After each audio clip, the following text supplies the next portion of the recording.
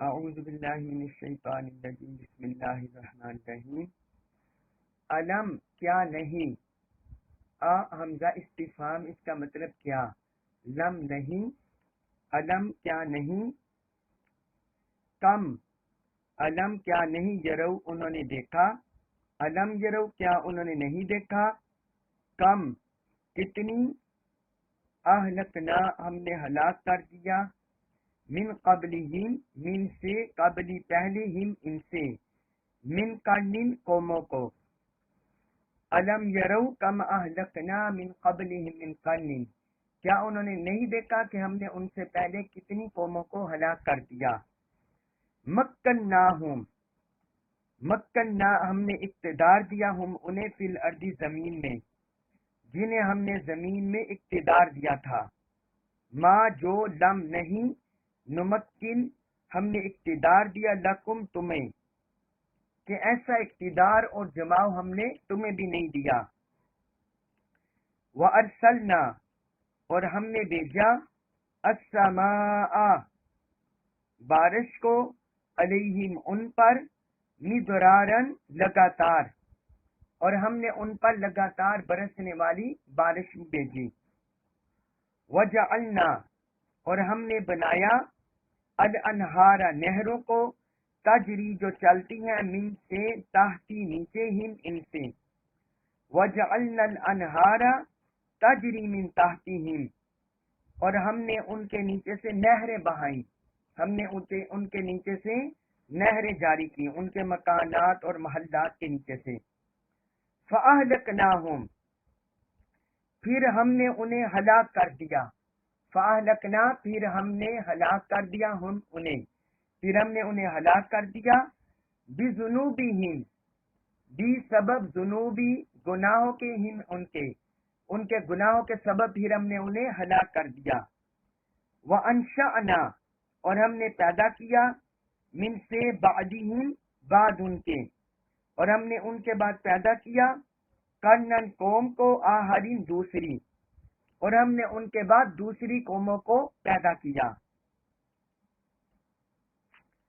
اس آیت مبارکہ میں اللہ تعالی نے کفار مکہ کو، منکرین حق کو، اور جو حق کی تکذیب کرنے والے ہیں ان کو تنبیہ کی ہے اور انہیں ڈرایا ہے۔ فرمایا یہ جو آپ پر آپ کی تکذیب کرتے ہیں، براہ آپ کے پاس نشانیاں آئی، اللہ کی آیات آئی، معجزات آئے، اس کے باوجود یہ جھٹلاتے ہیں اور آپ کا ٹھٹا مذاق اڑاتے ہیں، اسلامی تعلیمات کا ٹھٹا مذاق اڑاتے ہیں۔ تو اللہ تعالیٰ نے فرمایا کیا ان لوگوں نے اپنے سے پہلے قوموں کو نہیں دیکھا؟ کیا ہم نے انہیں ہلاک کر دیا کتنی قوموں کو؟ یہاں لفظ آیا کرنن، کرنن لفظ آیا ہے۔ کرنن کا مطلب ہے کہ جو ایک زمانے میں لوگ رہتے ہوں انہیں بولا جاتا ہے کرنن، جو ایک زمانے میں رہنے والے ہوں انہیں بولا جاتا ہے، اور اس کی جمع قرون ہے۔ جس طرح حضور نبی اکرم صلی اللہ علیہ وسلم کی بھی حدیث ہے اس بارے میں، آپ نے فرمایا خیرکم قرنی ثم الذین یلونہم ثم الذین یلونہم، فرمایا تم میں سے بہترین میرا زمانہ ہے، پھر ان لوگوں کا زمانہ ہے جو ان سے ملا ہوا ہے، اور پھر ان لوگوں کا زمانہ ہے جو ان سے ملا ہوا ہے۔ تو آپ نے قرنین کہہ کر اپنے زمانے کی طرف، زمانے کے رہنے والوں کی طرف اشارہ کیا ہے۔ یہ صحیح البخاری میں حدیث ہے، حدیث نمبر 2651، اور صحیح مسلم میں بھی یہ حدیث ہے، حدیث نمبر 6355۔ تو یہاں اللہ تعالی نے قرنین کی طرف اشارہ کیا ہے، اور بعض روایات سے پتہ چلتا ہے کہ جو ایک قرن ہے وہ 100 سال کا ہوتا ہے۔ بعض روایات سے اس کی تائید نہیں ہوتی، اس لیے ائمہ نے مختلف قول کیے ہیں کہ ایک قرن، کوئی کہتا ہے 60 سال کا، کوئی کہتا ہے 80 سال کا، کوئی کہتا ہے 100 سال کا۔ قرن زمانہ، جبکہ ایک حدیث مبارک سے پتہ چلتا ہے کہ قرنین 100 سال کا ہے. وہ حضور نبی اکرم صلی اللہ علیہ وسلم نے حضرت عبداللہ بن بسر رضی اللہ عنہم ان سے فرمایا تھا کہ تم 1 قرن تک زندہ رہو گے، 1 قرن تک زندہ رہو گے. تو وہ 100 سال تک زندہ رہے. تو اس سے بھی بعض ائمہ نے استدلال کیا ہے کہ 1 قرن 100 سال تک ہوتا ہے، اور بعض ائمہ نے دیگر اقوال کیے ہیں کہ 60 سال 80 سال کا. بہرحال جو ایک متفقہ رائے ہے ائمہ کی وہ یہ ہے کہ اگر ایک زمانے کے رہنے والے لوگ اس زمانے میں موجود ہوں تو اس کو قرن بولتے ہیں کہ یہ ان لوگوں کا زمانہ ہے، اور اگر اس زمانے والے فوت ہو جائیں اور اگلے دور والے لوگ آ جائیں تو پھر بولا جاتا ہے کہ یہ دوسرا قرن ہے. یہ ایک اکثر ائمہ نے قرن کی یہ تعریف کی ہے. یہ میں نے آپ کو لغوی لحاظ سے قرن کے بارے میں بتا دیا اور اصطلاحی لحاظ سے. اب اللہ تعالی نے ان کفار مکہ کو اور منکرین کو تنبیہ کی ہے اس آیت میں. فرمایا انہیں اپنی طاقت پر، اپنی قوت پر، اپنے اقتدار پر بڑا گمنڈ ہے اور یہ مسلمانوں کے خلاف ہے اور مسلمانوں کو دبانا چاہتے ہیں، اسلام کو مٹانا چاہتے ہیں. تو فرمایا جو ان سے پہلے کتنی ہی قوموں کو ہم نے ہلاک کر دیا، کتنی قوموں کو تباہ و برباد کر دیا. مکناہم فی الارض ما لم نمکن لکم، ہم نے انہیں زمین میں ایسا اقتدار دیا تھا، ایسی طاقت دی تھی جیسی ہم نے انہیں بھی نہیں دی. قوم عاد، قوم سمود، قوم مدین، قوم موسیٰ، یہ جتنی بھی اقوام ماضی میں گزری، تو اللہ تعالی نے فرمایا جیسا اقتدار، جیسی طاقت اور جیسی تمکنت انہیں اپنے دور میں ملی تھی وہ انہیں بھی نہیں ملی. اور پھر آگے فرمایا وَأَرْسَلْنَا السَّمَاءَ عَلَيْهِمْ مِدْرَارًا، اور ہم نے ان پر موسلا دار بارش برسائی، یعنی آسمان سے موسلا دار بارش ہوئی. یہ اشارہ ہے ان کی معیشت کی طرف، ان کے معاشی استحکام کی طرف، اکانومیکل سٹیبلٹی کی طرف. کہ فرمایا ہم نے ان پر بارش برسائی، ان کے اندر دریا، نہریں یہ جاری کر دی گئی، جس کا آگے مزید ذکر ہو رہا ہے وَجَعَلْنَا الْأَنْهَارَ تَجْرِي مِن تَحْتِهِمْ، اور ہم نے ان کے لیے نہریں جاری کر دی جو ان کے مکانات، محلات، ان کے گھروں کے نیچے سے بہہ جاری ہوتی تھی. تو فرمایا وہ ہم نے جاری کر دی، یعنی انہیں پھلوں کی، سبزیوں کی، اناج کی، فروٹ کی، اس طرح کی کسی چیز کی کمی نہیں تھی، نہ باغات کی، نہ پھل فروٹ کی، ہر چیز وافر مقدار میں ان کے پاس موجود تھی. سلطنت اقتدار کے لحاظ سے بھی طاقتور تھے اور معاشی لحاظ سے بھی طاقتور تھے. فرمایا اس کے باوجود ہم نے انہیں ہلاک کر دیا. اس کا سبب بیان کیا آگے فَأَهْلَكْنَاهُمْ بِذُنُوبِهِمْ، اللہ تعالیٰ اپنے بندوں پر ظلم کرنے والا نہیں، اللہ تعالیٰ اپنے بندوں پر ظلم کرنے والا نہیں ہے. آگے اس کا سبب بیان کیا فَأَهْلَكْنَاهُمْ بِذُنُوبِهِمْ، کہ ہم نے ان قوموں کو ان کے گناہوں کے سبب ہلاک کیا. جو اللہ کی نعمتیں ان کے پاس آئیں، انبیاء کرام تشریف لائیں، اللہ تعالیٰ کا پیغام آیا تو انہوں نے اس کو جھٹلا دیا، انہوں نے اللہ کی آیات کو بھی جھٹلا دیا، اللہ کے احکام کو بھی جھٹلا دیا، اللہ کے رسولوں کو بھی جھٹلا دیا، اور وہ جو اللہ نے نعمتیں عطا کی ان کی ناشکری کرتی رہی اور احکام الہی کے خلاف چلتی رہی. تو فرمایا ان کے گناہوں کی وجہ سے ہم نے انہیں ہلاک کر دیا. وَأَنشَأْنَا مِن بَعْدِهِمْ قَرْنًا آخَرِينَ، اور ان کے بعد ہم نے بھی دوسری قوموں کو پیدا کیا. یعنی جیسے جیسے کوئی قوم اپنے اعمال کی وجہ سے، اپنے کرتوتوں کی وجہ سے، اپنے گناہوں نافرمانیوں کی وجہ سے ہلاک ہوتی رہی تو اللہ تعالیٰ اس کی جگہ دوسری قوم کو لاتا رہا. اللہ تعالیٰ اس کی جگہ دوسری قوم کو لاتا رہا. یہ قرآن میں اور مقامات پر بھی اللہ تعالیٰ نے ذکر کیا اس کا. سورۃ القصص آیت نمبر 58 اور 59، اس میں اللہ تعالیٰ نے فرمایا وَكَمْ أَهْلَكْنَا مِنْ قَرْيَةٍ، اور کتنی بستیوں کو ہم نے ہلاک کر دیا، بَطِرَتْ مَعِیشَتَهَا، جو اپنی معیشت پر اتراتی رہی، جنہیں فخر تھا اپنی معیشت پر. فَتِلْكَ مَسَاكِنُهُمْ لَمْ تُسْكَن مِّن بَعْدِهِمْ إِلَّا قَلِيلًا، پر میں ان کے مساکن، ان کے گھر بار دیکھو کہ ان کے بعد بہت تھوڑے لوگ ہیں جنہوں نے وہاں سکونت اختیار کیا ہے. یعنی اللہ کے عذاب کی وجہ سے وہ تباہ و برباد ہوگی بستیاں، تو لوگوں نے ڈر کی وجہ سے وہاں قیام ہی نہیں کیا. فرمایا بہت تھوڑے لوگ ہیں جنہوں نے وہاں قیام کیا.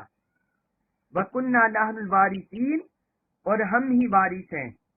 وَمَا كَانَ رَبُّكَ مُهْلِكَ الْقُرَىٰ حَتَّىٰ يَبْعَثَ فِي أُمِّهَا رَسُولًا، فرمایا اللہ کی یہ شان نہیں ہے کہ وہ کسی بھی بستی کو ہلاک کر دے، یہ اس کی یہ شان نہیں، جب تک کہ وہ اس بستی کے مرکز میں، اس علاقے کے مرکز میں اپنے رسول کو نہ بھیج دیں جو اللہ کی آیات کی یتلو علیہم آیاتنا، جو ان پر ہماری آیات کی تلاوت کریں. تو یہ اللہ تعالیٰ کی سنت رہی ہے. اللہ تعالیٰ کسی بھی قوم کو، کسی رہنے والوں کو ایسے ہی تباہ و برباد نہیں کرتا جب تک ان پر اتمام حجت نہ ہو جائے. جب ان پر کامل حجت ہو جائے، ان کے پاس رسول بھی آ جائیں، اللہ کی آیات بھی آ جائیں، پھر وہ جٹلائیں، تو پھر وہ قوم برباد ہوتی ہے. فرمایا وَمَا كُنَّا مُهْلِكُ الْقُرَىٰ إِلَّا وَأَهْلُهَا ظَالِمُونَ، اور ہم بستیوں پر ظلم کرنے والے نہیں، الا وَأَهْلُهَا ظَالِمُونَ، سوائے اس کے کہ وہاں رہنے والے ظالم ہوں، جو اللہ کی آیات کو نظر انداز کریں، اس کے رسولوں کو جٹلائیں، تو پھر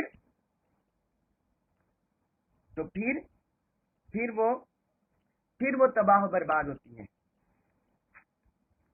تو یہاں بھی اللہ تعالی نے اہل مکہ کو، کفار مکہ کو، مشرکین مکہ کو، اور جو حق کے منکرین ہیں ان کو ڈرایا ہے کہ دنیا کی طاقت، دنیا کے اقتدار، دنیا کی تمکنت، دنیا کی معیشت پر تم نہ اتراؤ. جس طرح آج کل وہ اسرائیل والے فلسطین پر ظلم کر رہے ہیں، تو یہ دراصل اللہ کی طرف سے ڈیل ہے، اللہ کی طرف سے مہلت ہے ان ظالموں کو. انہیں اپنی طاقت پر، اپنی قوت پر، دنیاوی شان و شوکت پر گمانڈ ہے، لیکن جب اللہ کا امر ہونا ہے تو سب کچھ تباہ و برباد ہو جانا ہے.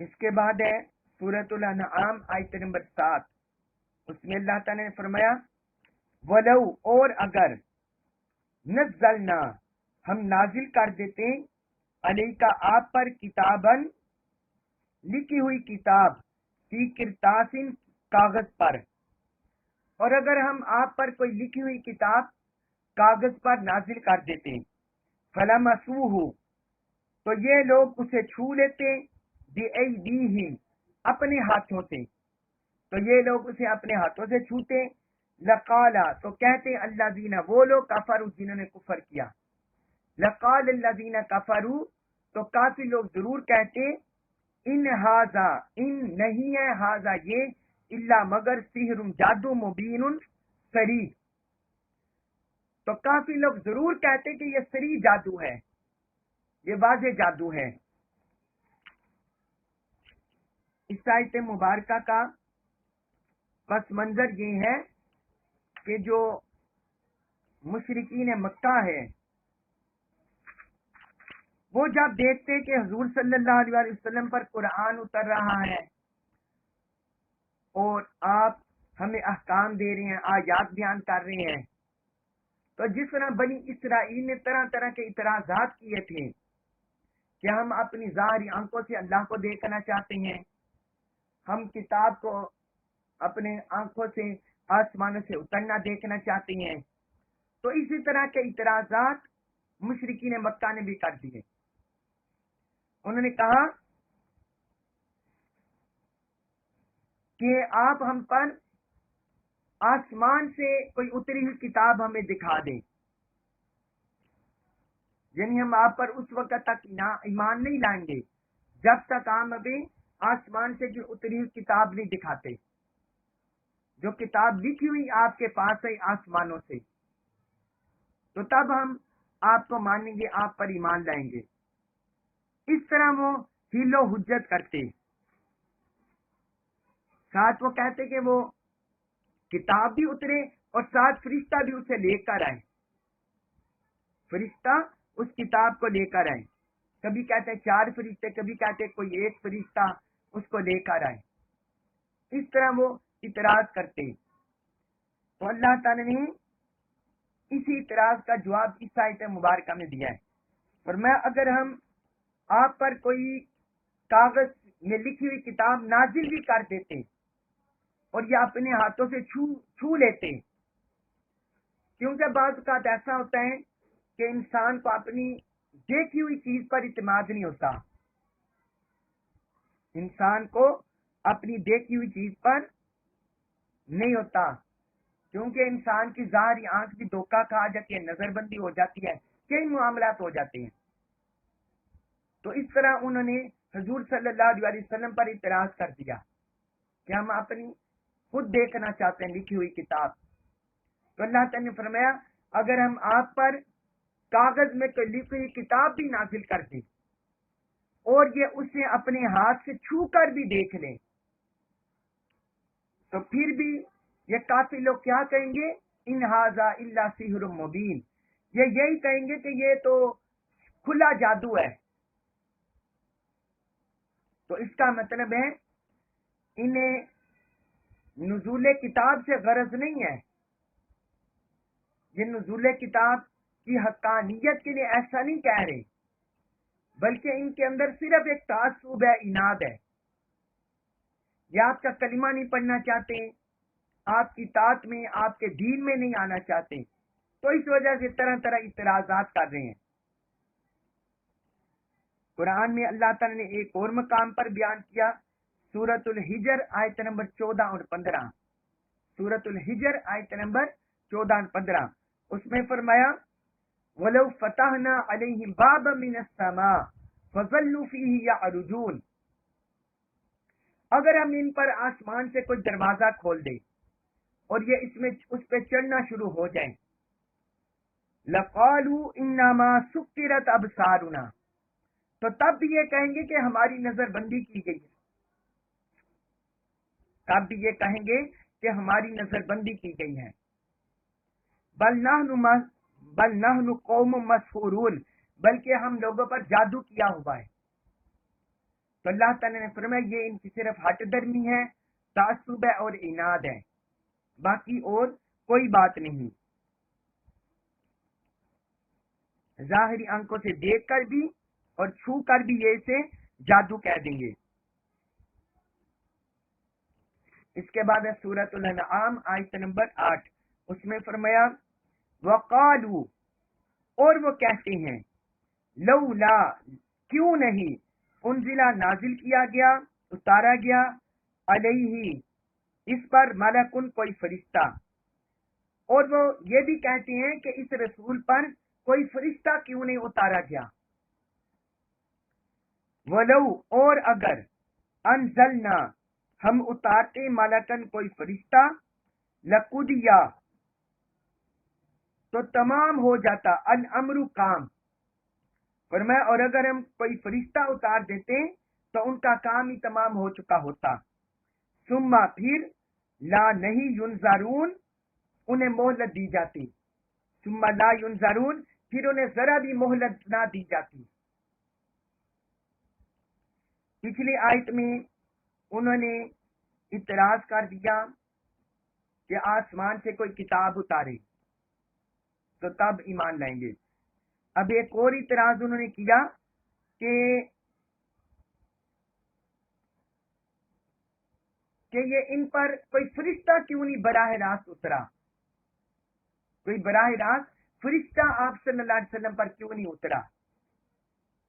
ان میں جو بڑے بڑے کفار مکہ تھے ان میں زمعہ بن الاسود، نضر بن حارث، عبدہ بن عبد یغوث، ابی بن حلف اور عاص بن وائل، انہوں نے اعتراضات کر دیے.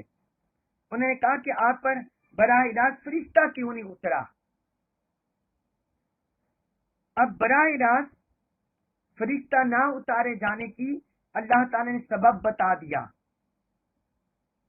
فرمایا وَلَوْ أَنزَلْنَا مَلَكًا لَقُضِيَ الْأَمْرُ، کہ اگر ہم براہ راست کوئی فرشتہ اتارتے، براہ راست کوئی فرشتہ اتارتے تو وہ تو پھر اللہ کی طرف سے اتمام میں حجت ہو جاتا، پھر تو ان کا کام ہی تمام ہو جاتا، پھر تو وہ تباہ و برباد ہو جاتے. کیونکہ جب یہ اللہ تعالیٰ کی سنت رہی ہے گزشتہ قوموں میں بھی، گزشتہ اقوام میں بھی، گزشتہ انبیاء کرام میں بھی، کہ جب انبیاء کرام تبلیغ کرتے تو تبلیغ کرتے رہتے.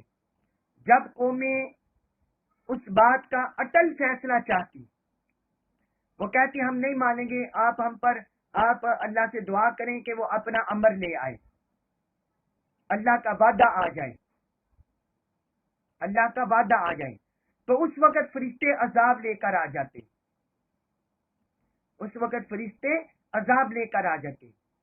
جب کوئی بھی قوم حق کو جھٹلا دیتی اور ظاہری ان پر کوئی معجزہ آتا، کوئی نشانی آتی، اس کو جھٹلا دیتے تو پھر اللہ کا عذاب آ جاتا. جس طرح حضرت صالح علیہ السلام کی قوم تباہ و برباد ہوگی، اللہ تعالی نے براہ راست انہیں پتھر سے اونٹنی نکلتا ہوا دکھا دیا، لیکن وہ انہوں نے انکار کر دیا اور وہ تباہ و برباد ہوگی. حضرت عیسیٰ علیہ السلام کی قوم، ان پر براہ راست خوان اترا، انہوں نے جھٹلا دیا تو وہ بھی عذاب الہی میں گرفتار ہو گئی. تو اللہ تعالی نے فرمایا اگر تم براہ راست یہ نشانی دیکھنا چاہتے ہو، اگر ہم نے وہ اتار دیا اور اس کے باوجود تم ایمان نہ لائے، وہ ظاہری نشانی کو دیکھ کر، اصل فرشتہ کو اصل حالت میں بھی دیکھ کر اگر تم ایمان نہ لائے تو پھر کام تمام ہو جانا ہے، پھر فیصلہ ہو جانا ہے. لیکن چونکہ اللہ تعالی نے اپنے حبیب کے بارے میں ارشاد فرمایا ہوا ہے وَمَا كَانَ اللَّهُ لِيُعَذِّبَهُمْ وَأَنْتَ فِيهِمْ، اے حبیب اللہ انہیں عذاب میں مبتلا نہیں کرے گا جب تک آپ ان کے اندر موجود ہیں. تو حضور کے وجود مسعود، آقا علیہ الصلوۃ والسلام کے وجود اقدس کی برکت سے ان پر اجتماعی عذاب نہیں آیا، ان پر اجتماعی عذاب نہیں آیا جس طرح گزشتہ قوموں پر آیا. تو اسی بات کو اللہ تعالیٰ نے فرمایا، اس لیے آگے مزید اللہ تعالیٰ نے صراحت کی، فرمایا ثم لا ينظرون، پھر انہیں مہلت بھی نہیں دی جائے گی. جب وہ براہ راست نشانی دیکھ لیں گے، فرشتے کو دیکھ لیں گے، کیونکہ فرشتے غیبی مخلوق ہیں، ان پر ایمان لانا ہے دیکھ کر. اللہ تعالیٰ نے ہمیں حکم نہیں دیا کہ فرشتوں پر ایمان لاؤ دیکھ کر، بلکہ اللہ اور اللہ کے رسول نے فرمایا کہ فرشتوں پر تم ایمان لاؤ، وہ غیبی مخلوق ہیں، ان کا دیکھنا تم پر فرض نہیں کیا، تمہارے ایمان کا حصہ نہیں بنایا. البتہ انسانی شکلوں میں اہل اللہ صالحین مؤمنین وہ دیکھتے ہیں، بعض اوقات فرشتے اپنے آپ کو ظاہر کرتے ہیں اللہ کے اذن سے انسانی شکلوں میں، اور انبیاء کرام کے پاس بھی آتے رہے. لیکن یہاں بات ہو رہی ہے اتمام میں حجت کی، فرشتے کو اصل حالت میں دیکھنا اور معجزتاً دیکھنا، جس کا انہوں نے مطالبہ کیا کہ ہم اپنی آنکھوں سے دیکھنا چاہتے ہیں ایمان کے لیے. تو جب ایسا ایمان کے مطالبے کے طور پر جب اللہ کا کوئی معجزہ ہوتا ہے، قدرت ہوتی ہے اور نبی کا معجزہ ہوتا ہے، اور پھر کوئی قوم انکار کر دے، پھر وہ عذاب الہی میں گرفتار ہو جاتی ہے. اسی لیے اللہ تعالی نے آگے فرمایا دیا ثم لا ينظرون، پھر انہیں ذرا مہلت بھی نہ دی جاتی. اس کے بعد سورۃ الانعام آیت نمبر 9، اس میں فرمایا ولو، اور اگر، جعلنا ہم بناتے ہو اسے، اور اگر ہم اسے بناتے یعنی رسول کو بناتے، ملکن فرشتہ، لجعلناہ، البتہ ضرور ہم بناتے ہو اسے، رجلن آدمی۔ فرمایا اگر ہم رسول کو فرشتہ بناتے تو ہم اسے صورتاً آدمی ہی بناتے، انسان ہی بناتے۔ وَلَلَبَسْنَا، اور ہم شبہ وارد کر دیتے، علیہم ان پر، ما جو شبہ التباس، یلبسون جو شبہ وہ اب کر رہے ہیں، جس شک و شبہ میں وہ اب پڑے ہوئے ہیں۔ فرمایا اگر ہم ابھی آیت مبارکہ میں اللہ تعالیٰ نے ان کے اعتراض کا جواب ایک اور اینگل سے بھی دیا ہے، ایک اور جہت سے بھی ان کے اعتراض کا جواب دیا ہے۔ وہ کہتے تھے، یہ بھی کہتے کہ اللہ تعالیٰ نے فرشتے کو رسول بنا کر کیوں نہیں بھیجا؟ فرشتے کے اندر وہ روحانی مخلوق ہے، اس کی استعداد بھی زیادہ ہوتی ہے، طاقت بھی زیادہ ہوتی ہے، اللہ کی اطاعت کرنے میں اس کا ملکہ زیادہ ہوتا ہے۔ تو اس طرح اعتراض کرتے کہ رسول کو فرشتہ بنا کر کیوں نہیں بھیجا گیا، یعنی کوئی فرشتہ رسول بن کر کیوں نہیں آیا؟ تو اب اللہ تعالی نے یہاں سائیکولوجیکلی اور جو انسانی استعداد، انسانی عقل و دانش، اس کے مطابق جواب دیا۔ فرمایا اگر ہم رسول کو فرشتہ بناتے تو ہم اسے بھی آدمی کی صورت میں بناتے، انسان کی شکل میں بھیجتے۔ کیوں؟ اس کی وجہ یہ ہے کہ ہر جنس اپنی جنس کے ساتھ مانوس ہوتی ہے، ہر جنس اپنی جنس کے ساتھ مانوس ہوتی ہے۔ اگر فرشتے انسان کے اندر آ جاتے، ان کی ملکوتی استعداد بھی زیادہ، پھر وہ لطیف نورانی جسم رکھنے والے، وہ تو انسانوں کا جسم کثیف ہے، انسانوں کی جو حواس ہیں یہ بھی کثیف ہے، وہ تو انسانوں کو اس آنکھ سے، اس حواس سے دکھائی نہیں دیتے، نہ دکھائی دیتے ہیں، نہ سنائی دیتے ہیں، نہ انسان انہیں چھو سکتا ہے۔ تو پھر وہ کیسے رسول بن کر آتے اور کیسے انسان ان کے ساتھ منوس ہوتا؟ وہ تو الگ جنس سے ہیں، نورانی مخلوق ہے، لطیف جسمانی مخلوق ہے، تو انسان نے ان سے منوس نہیں ہونا تھا، نہ وہ انسان کے لیے عبادات کے لحاظ سے، کردار اخلاق کے لحاظ سے انسان کو کوئی اسوہ فراہم کر سکتے تھے۔ تو وہ ہر لحاظ سے انسان کے عقل و شعور، انسان کی طاقت، استعداد سے بالاتر ہوتے۔ اس لیے اللہ تعالی نے فرمایا کہ اگر ہم اس رسول کو فرشتہ بناتے تب بھی انسانی صورت میں بھیجتے، کیونکہ انسان سے منوس ہوتا ہے۔ بلا تشبیہ و بلا مثال آپ جانوروں کو دیکھ لیں، جو جانور ہیں، جانور سے منوس ہوتا ہے، پرندے پرندوں سے منوس ہوتے ہیں، تو اسی طرح انسانوں سے منوس ہوتا ہے، فرشتے اپنی مخلوق کے ساتھ منوس ہوتے ہیں۔ ہر مخلوق کو اللہ تعالی نے اسی کے لحاظ سے ان کا جہان بنایا ہے۔ تو فرمایا ہم اسے انسان بناتے تو پھر کیا ہوتا؟ وَلَلَبَسْنَا عَلَيْهِمْ مَا يَلْبِسُونَ، تو جس طرح کا شبہ یہ ابھی کر رہے ہیں، تو جب ہم انہیں انسان بناتے تو اسی طرح کا شبہ یہ اس وقت بھی کرتے، جس طرح کا ابھی اشتباہ میں ہے، شبہ میں ہے، تو جب ہم رسول کو فرشتہ بنا کر بھیجتے تو تب بھی اسی طرح کا اشتباہ پیدا کرتے، تب بھی اسی طرح کا شک و شبہ کرتے، یعنی ان کی ظاہری صورت دیکھ کر کہتے کہ یہ تو ہماری طرح بشر ہیں، جس طرح انبیاء کرام پر اعتراض کرتے رہے، تو رسول کو بشری حالت میں دیکھ کر انہوں نے اسی طرح پھر اعتراض کر دینا تھا. تو اللہ تعالیٰ نے فرمایا یہ وجہ ہے. باقی انسانی شکلوں میں فرشتے انبیاء کرام کے پاس بھی آتے رہے ہیں، حضور صلی اللہ علیہ وسلم کے پاس بھی آتے رہے ہیں. قرآن میں بھی بیان ہوا ہے، حضرت ابراہیم علیہ السلام ان کے پاس فرشتے آئے، حضرت لوط علیہ السلام ان کے پاس فرشتے آئے، حضرت مریم علیہ السلام سورہ مریم میں ہے، انہیں بھی بیٹے کی بشارت دینے کے لیے فرشتے آئے، فرشتہ آئے حضرت جبرائیل علیہ السلام انسانی شکل میں. پھر حضور نبی اکرم صلی اللہ علیہ وسلم کے پاس عرابی کی شکل میں یعنی دیہاتی شخص کی شکل میں، اور ایک صحابی تھے حضرت دہیا کلبی، ان کی شکل میں فرشتے آتے حضرت جبرائیل علیہ السلام.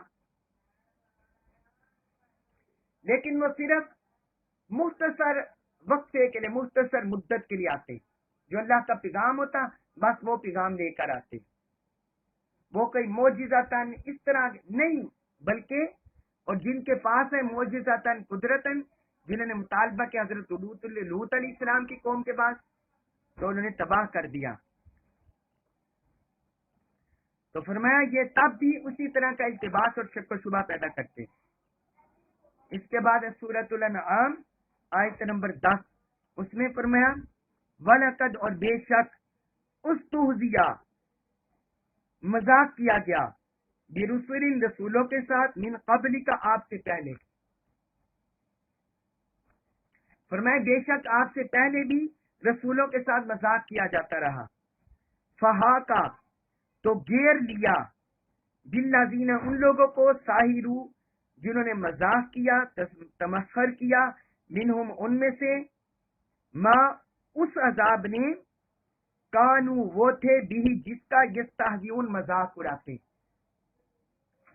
فرمایا اے حبیب جو آپ سے پہلے رسول گزرے ان کے ساتھ بھی مذاق کیا گیا. لیکن کیا ہوا کہ جن لوگوں نے بھی مذاق کیا انہیں جو مذاق انہوں نے کیا تھا انہیں اسی عذاب نے انہیں گھیر لیا، انہیں اپنی گرفت میں لے لیا. انبیاء کرام کا مذاق اڑانا، ٹھٹھا کرنا، معاذ اللہ استغفر اللہ، استہزاء کرنا،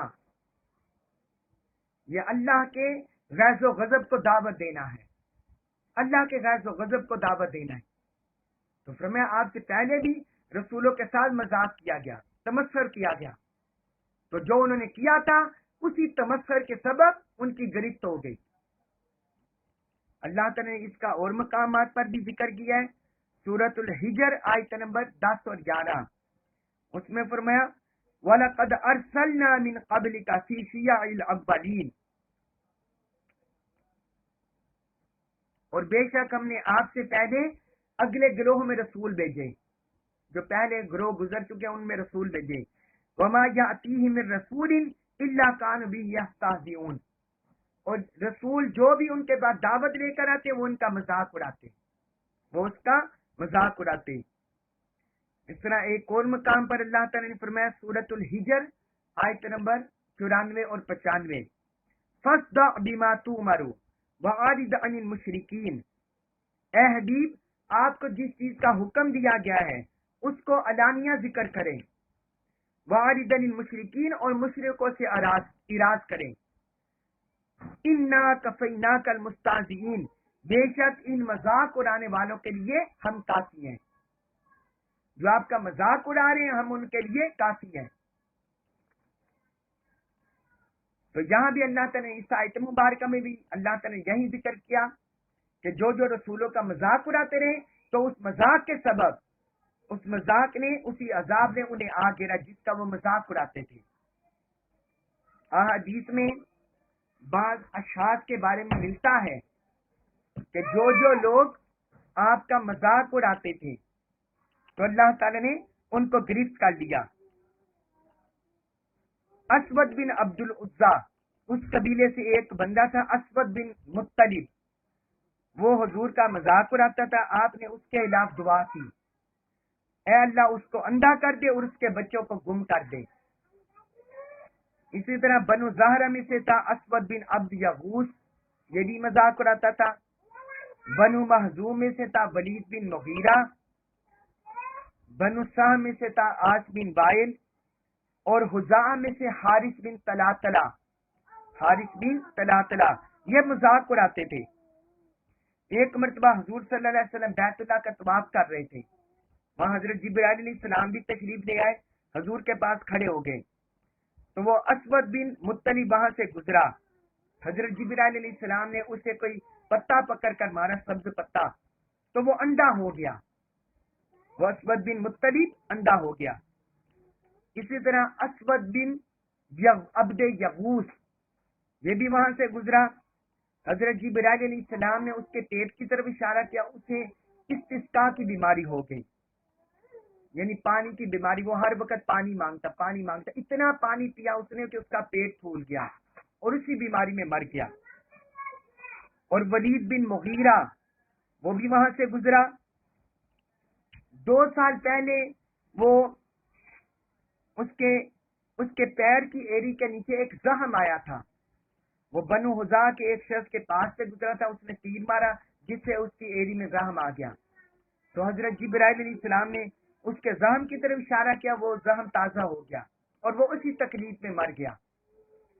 اس طرح عاص بن وائل جو حضور کا معاذ اللہ مذاق اڑاتا تھا، اس کا بھی اسی طرح یہی حال ہوا، حضرت جبرائیل علیہ السلام نے اس کے پیر کے تلوے کی طرف اشارہ کیا تو وہ اپنے گدھے پر طائف کی طرف جا رہا تھا، طائف کی طرف اپنے گدھے پر سوار ہو کر جانے لگا تو وہ اپنے گدھے سے گرا، اس کے تلوے میں کانٹا چبھ گیا، اس پر زخم ہو گیا، اسی تکلیف میں وہ مر گیا، اسی تکلیف میں اسے موت آ گئی۔ اس طرح حارث بن طلاتلہ وہ گزرا ہے، حضرت جبرائیل علیہ السلام نے اس کی طرف سر کی طرف اشارہ کیا تو اس کے سر سے پیپ نکلنے لگی، اس کے سر سے پیپ نکلنے لگی اور وہ اس عذاب میں گرفتار ہوا اور اسی بیماری میں مر گیا۔ یعنی جس بدبخت نے، گستاخ نے حضور کی گستاخی کی، حضور کا مذاق اڑایا، اپنی زندگی میں ہی عذاب میں مبتلا ہو کر مرا۔ تو اللہ تبارک و تعالی نے قرآن میں اسی بات کو ارشاد فرمایا، فَحَاقَ بِالَّذِينَ سَخِرُوا مِنْهُمْ مَا كَانُوا بِهِ يَسْتَهْزِئُونَ، تو ان تمسخر کرنے والوں کو حق کے اسی عذاب نے آ گھیرا جس کا وہ مذاق اڑاتے تھے، اللہ تبارک و تعالی ہمیں انبیاء کرام کا ادب عطا فرمائے، آقا علیہ الصلوۃ والسلام کا ادب عطا فرمائے، جو مستہزئین ہے، گستاخ ہیں، ان کے اعمال کرتوتوں سے ہمیں اپنی پناہ عطا فرمائے اور ہمیں مرتے دم تک ایمان پر، اسلام پر، آقا علیہ الصلوۃ والسلام کی محبت، ادب پر زندگی نصیب فرمائے۔ وما علیہ الا البلاغ المبین۔